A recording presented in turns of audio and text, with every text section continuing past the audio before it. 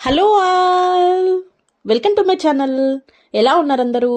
So ఈ వీడియోలో వచ్చేసి నేను కొన్ని మన అందరి హోమ్ మేకర్స్కి అంటే హౌస్ వైఫ్స్కి అండ్ ఇంట్లో యూజ్ అయ్యే కొన్ని టిప్స్ చెప్పబోతున్నాను. సో ఇవన్నీ మీకు ఖచ్చితంగా యూజ్ అవుతాయని నేను అనుకుంటున్నాను. సో దానికంటే ముందు మీరు నా ఛానల్ని ఫస్ట్ టైం చూస్తుంటే సబ్స్క్రైబ్ చేసుకోండి. అండ్ సబ్స్క్రైబ్ చేసుకున్న వెంటనే పక్కనే మీకు బెల్ ఐకాన్ అనేది ఎనేబుల్ అవుతుంది. సో దాన్ని ప్రెస్ చేశారంటే మీరు నా ఛానల్లో వచ్చే అన్ని వీడియోస్ కూడా చూసేసేయచ్చు. సో ఫస్ట్ అయితే వీడియోలోకి వెళ్ళిపోదాము.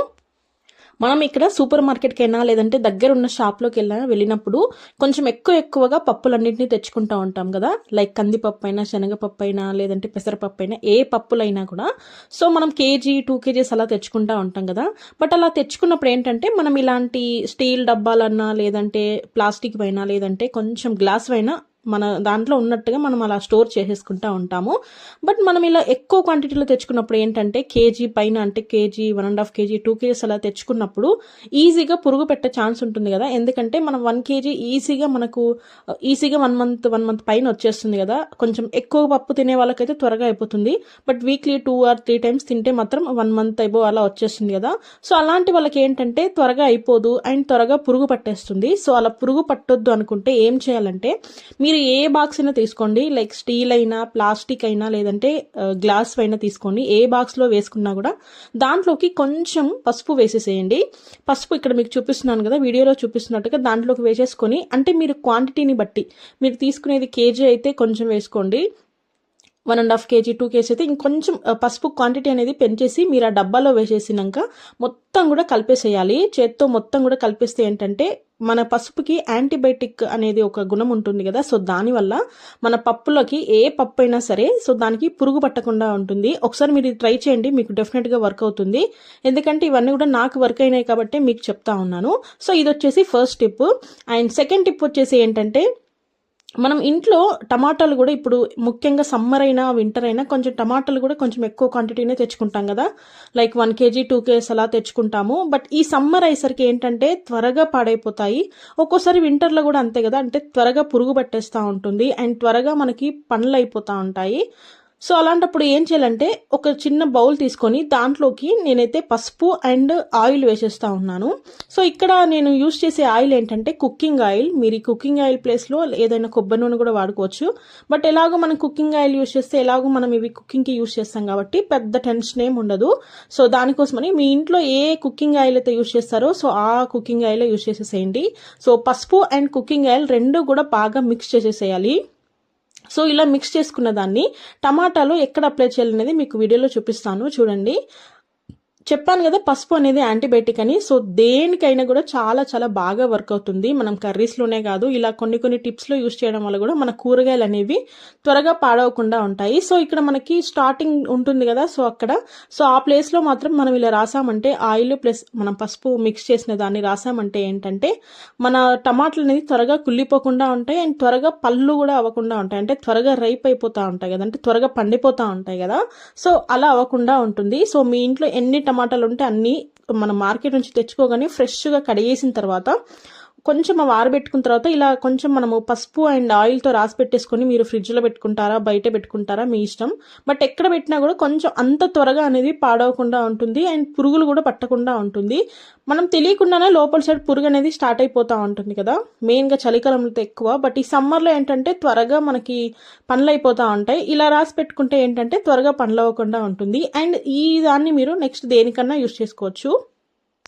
అండ్ నెక్స్ట్ టిప్ వచ్చేసి ఏంటంటే, మనం మిర్చి కూడా కొంచెం 1/2 kg, 1 kg క్వాంటిటీలో తెచ్చుకుంటా ఉంటాం కదా. ఇవేం అంత ఎక్కువ కాకపోయినా బట్టి కొంచెం తెచ్చుకుంటా ఉంటాం కాబట్టి వీటికి ఏంటంటే మనకు ఒక్కోసారి మిర్చి కూడా త్వరగా పండు పట్టిపోతాయి, అంటే ఎక్కువ త్వరగా పండు మిర్చి అయిపోతాయి కదా. బట్ మనకు పచ్చిమిర్చినే కావాలి అండ్ త్వరగా ఎండుమిర్చి అవ్వద్దు అనుకుంటే మాత్రం మనకి ఈ మిర్చికి ఉండే తొటాలు ఉంటాయి కదా, తొడిమలు, అవన్నీ కూడా తెంపేసి పక్కన పెట్టేసుకుంటే ఏంటంటే త్వరగా పండ్లు అవ్వకుండా ఉంటాయి, మిర్చి అయినా ఎండిపోకుండా ఉంటాయి. అండ్ నెక్స్ట్ టిప్ వచ్చేసి, మనము మ్యాక్సిమం వీక్లీ ఒక 2 to 3 టైమ్స్ అయినా లేదంటే 2 టైమ్స్ అయినా పప్పు చేసుకుంటా ఉంటాము. సో కుక్కర్లో చేసుకునేసరికి ఏంటంటే ఈజీగా పొంగిపోయే ఛాన్స్ ఉంటుంది. సో అలా పొంగిపోకుండా ఉండాలంటే ఏం చేయాలంటే మనం కుక్కర్ అన్నీ వేసేసినాక లాస్ట్లో ఒక బౌల్ పెట్టేసి దానిపై నుంచి మనం మూత పెట్టేస్తే ఏంటంటే మనకి ఎలాగూ పొంగకుండా ఉంటుంది, అంటే పొంగింది పైనకి రాకుండా ఉంటుంది. సో ఇక్కడ మీకు వీడియోలో క్లియర్గా చూపిస్తాను, సో వీడియోలో చూడండి. అండ్ ఎలాగూ పొంగదులే అని చెప్పేసి మీరు ఎక్కువ వాటర్ పోసేసినా కూడా త్వరగా పొంగిపోతుంది, అంటే ఎక్కువ వాటర్ అన్ని ఎక్సెస్ వాటర్ అన్ని కూడా బయటకు వచ్చేస్తాయి. బట్ ఎంత కావాలో మనం ఎంత పప్పుకి ఎన్ని వాటర్ పోసేసుకొని ఇలా మనం ఒక చిన్న బౌల్ అలా పెట్టేసుకుంటే ఏంటంటే ఇక్కడ మీకు విజిల్ వచ్చినా కూడా అస్సలు ఒక్క చుక్క కూడా మనకు బయటికి రాకుండా ఉంటుంది. ఇక్కడ చూడండి విజిల్ వస్తుంది, ఒక్క చుక్క కూడా బయటికి రాలేదు చూడండి. ఇలా ఉంటే ఏంటంటే మన పైన మూత అనేది కూడా ఫ్రెష్గా ఉంటుంది. మెయిన్ స్టవ్ మీద అలా వేడి వాటర్ పడితే కూడా అస్సలు బాగుండదు కదా. మెయిన్ ఇలా స్టీల్ స్టవ్స్కి అంటే గ్యాస్ టాప్ ఉన్న స్టవ్కి అయితే చాలా కష్టంగా ఉంటుంది కాబట్టి సో ఇలా మనకు పెట్టేసుకుంటే ఏంటంటే మనం ఎంత బాగా ప్రెజర్ వచ్చినా కూడా అంటే ప్రెజర్ విజిల్ వచ్చినా కూడా అస్సలు పొంగదు. సో ఈ టిప్ అయితే డెఫినెట్గా మనందరికీ కూడా యూజ్ అవుతుందని నేను ఇక్కడ చూపిస్తున్నాను మీకు. అండ్ దీంతో పాటు కొంచెం ఆయిల్ వేస్తే కూడా చాలా మంది అంటారు ఆయిల్ వేస్తే కూడా పొంగకుండా ఉంటుంది అని, కానీ బట్ ఒక్కొక్కసారి అది కూడా పొంగే ఛాన్స్ ఉంటుంది. బట్ ఇలా మీరు బౌల్ పెట్టి చూడండి డెఫినెట్గా అస్సలు పొంగదు. సో ఇది అయితే చాలా యూస్ఫుల్ అయ్యే టిప్ కదండి. సో మీరైతే డెఫినెట్గా ట్రై చేయండి. అండ్ దీని తర్వాత మనకి ప్రెజర్ అంతా పోయిన తర్వాత మీకు ఓపెన్ చేసి చూపిస్తాను ఇక్కడ మనకి బౌల్ అనేది ఎలా ఉంది ఏంటి అనేది. సో బౌల్ మనం పైన పెట్టేసాం కాబట్టి ఆ బౌల్ అంతా పైనకే వచ్చేసి ఉంటుంది. అండ్ దాంట్లో ఏదైతే బయటికి పొంగేటువంటి వాటర్ అంతా కూడా ఆ బౌల్లోకి వచ్చేస్తుంది. సో ఇక్కడ మీకు వీడియో చూస్తే అర్థమైపోతుంది కదా, ఆ బౌల్లో ఓన్లీ వాటర్ మాత్రమే ఉంటుంది. ఏదైతే బయటికి రావడానికి రెడీగా ఉందో అంతా బౌల్లో అబ్జర్వ్ అయిపోయి అందులో అంతా స్టోర్ అయి ఉంటుంది. సో చాలా బెటరు. సో ఈ బౌల్ని ఇంకా మీరు ఆ బౌల్లో ఉన్న వాటర్ని ఆ పప్పులోనే పోసేసుకొని బౌల్ని ఇంకా పక్కన తీసేసుకొని మనం పప్పు చేసేసుకోవచ్చు. సో ఇలా ఉంటే మనకి ఇంకా ఎక్సెస్ పని ఉండదు అన్నట్లుగా, అంటే మళ్ళీ స్టవ్ క్లీన్ చేయాలి అదంతా పెద్ద హెడేక్ కదండి. అండ్ నెక్స్ట్ వచ్చేసి మనం ఎప్పుడైనా ఏదైనా స్టోర్ నుంచి ఇలాంటి బాక్సెస్ తెచ్చుకుంటూనే ఉంటాము, like baking soda, baking powder, లేదంటే గరం మసాలా పౌడర్, ఇలాంటి బాక్సులు చాలానే దొరుకుతూ ఉంటాయి కదా. సో ఇలాంటి బాక్సెస్ని మనం బయట అయినా లేదంటే ఫ్రిడ్జ్లో అయినా స్టోర్ చేసుకోవాలంటే చాలా సింపుల్ టిప్ ఇక్కడ చూపిస్తున్నాను. ఫస్ట్ అయితే బాక్స్కి చిన్న సైడ్స్ ఉన్నాయి కదా, చిన్న సైడ్స్ అన్నీ కూడా ఈజీగా ఫస్ట్ అయితే సీజర్తో కట్ చేసేసేయాలి. ఇప్పుడు పెద్ద సైడ్స్ ఉన్నాయి కదా, సో ఈ రెండు కూడా ఏం చేయాలంటే ఫస్ట్ సైడ్ని లోపలికి మొత్తం కూడా ఫోల్డ్ చేసేసుకోవాలి. ఇక్కడ వీడియోలో చూపిస్తున్నాను చూడండి. ఇలా మొత్తం ఫోల్డ్ చేసేసుకుంటే ఏంటంటే మనకు ఈజీగా ఇంకో సైడ్ నుంచి మనం లోపల పెట్టేసుకోవచ్చు.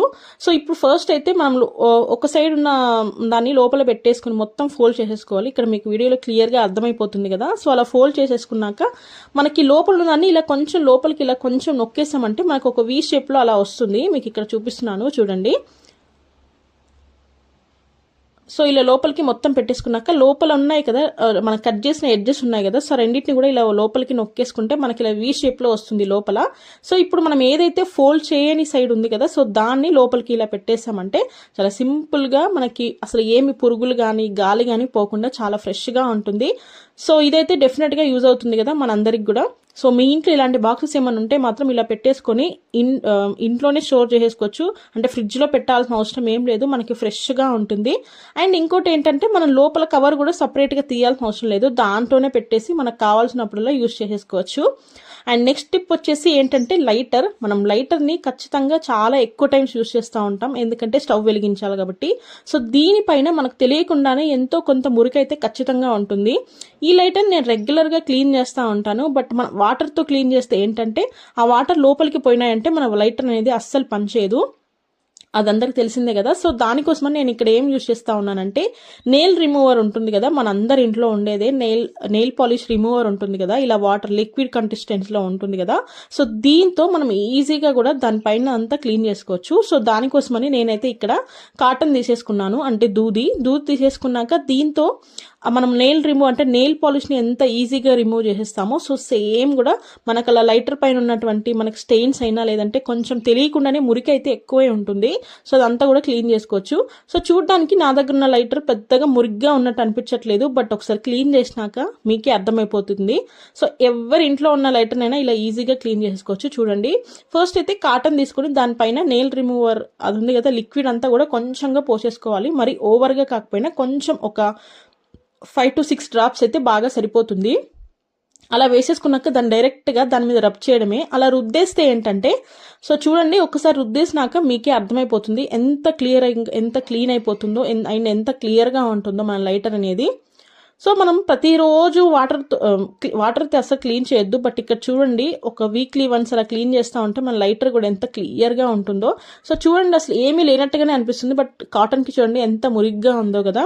సో ఇదే సేమ్ ప్రాసెస్లో మీరు లైటర్కి అన్ని సైడ్స్ కూడా మొత్తం క్లీన్ చేసేసుకోవచ్చు, అది కూడా వాటర్ పెట్టకుండా. చాలా సింపుల్ టిప్, బట్ మంచి స్టెయిన్స్ అని మురికి అంతా కూడా ఈజీగా పోతుంది. సో ఇది వచ్చేసి లాస్ట్ టిప్ అండి. సో మీకు ఈ టిప్స్ అన్ని ఖచ్చితంగా యూజ్ అవుతాయని నేనైతే అనుకుంటున్నాను, ఎందుకంటే ఇంట్లో ఉండే చిన్నవే బట్ మనకి బిగ్ డిఫరెన్స్ ఇస్తాయి కదా. సో అలా. సో ఇంతేనండి వీడియో. థ్యాంక్ యూ అండి, thank you for watching. And ఇంకోటి ఏంటంటే, మీకు నేను చెప్పిన టిప్లో ఏ టిప్ అయితే బాగా యూజ్ అయిందో మీరు నాకు చెప్పండి. సో డెఫినెట్గా మీరు అది కమెంట్ సెక్షన్లో నాకు చెప్పండి. సో ఇంతేనండి, థ్యాంక్ యూ ఫర్ వాచింగ్.